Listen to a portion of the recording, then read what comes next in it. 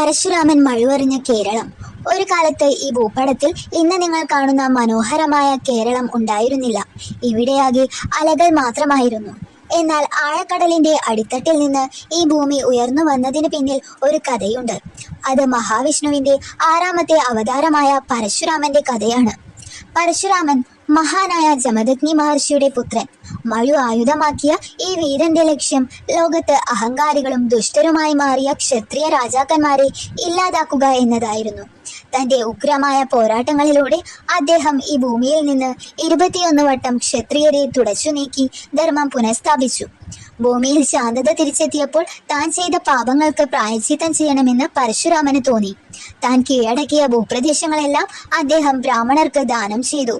ഇതോടെ തനിക്ക് തപസ്സിരിക്കാനും ധ്യാനിക്കാനും സ്വന്തമായി ഒരിടമില്ലാതായി. തന്റെ പുതിയ വാസസ്ഥലത്തിനായി പരശുരാമൻ തിരഞ്ഞെടുത്തത് കടൽ തീരമാണ്. അദ്ദേഹം സമുദ്രദേവനായ വരുണനെ പ്രീതിപ്പെടുത്താനായി കഠിനമായി തപസ്സാരംഭിച്ചു. സൂര്യനെ സാക്ഷിയാക്കി രാപ്പകലില്ലാതെ നീണ്ട തപസ്സും.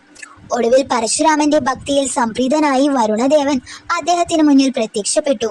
വരുണദേവൻ പറഞ്ഞു, ഹേ മഹാമുനെ, അങ്ങ് എന്താവശ്യപ്പെട്ടാലും ഞാനത് നൽകാം. അങ്ങയുടെ തപസ്സിന്റെ ശക്തിക്ക് മുന്നിൽ സമുദ്രം വഴിമാറും. വരുണദേവന്റെ വാക്കുകൾ കേട്ട് പരശുരാമൻ തന്റെ കൈവശമുള്ള ദിവ്യമായ മഴയെടുത്ത് മുന്നോട്ട് നടന്നു. അദ്ദേഹം വരുണദേവനോട് പറഞ്ഞു, ഈ മഴ എവിടെയാണോ ചെന്ന് വീഴുന്നത് അവിടം വരെ സമുദ്രം പിൻവാങ്ങി എനിക്കായി പുതിയൊരു ഭൂമി നൽകണം. എന്നിട്ട് ലോകം കണ്ട ഏറ്റവും വലിയ ശക്തിയോടെ അദ്ദേഹം തന്റെ മഴ ദൂരേക്ക് തെക്ക് ദിശയിലേക്ക് ആഞ്ഞെറിഞ്ഞു. ആ നിമിഷം സംഭവിച്ച അത്ഭുതം കണ്ടു നിൽക്കുന്നവരെല്ലാം അമ്പരന്നു പോയി.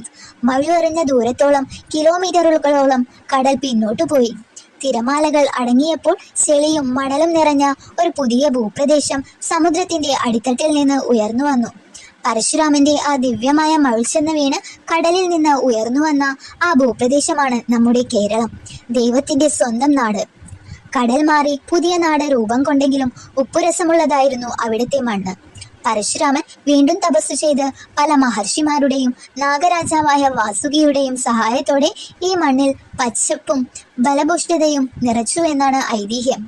പിന്നീട് അദ്ദേഹം പല ദേശങ്ങളിൽ നിന്നും ബ്രാഹ്മണരെയും മറ്റ് ജനവിഭാഗങ്ങളെയും കൊണ്ടുവന്ന് ഇവിടെ കുടിയിരുത്തി ക്ഷേത്രങ്ങൾ സ്ഥാപിച്ചു.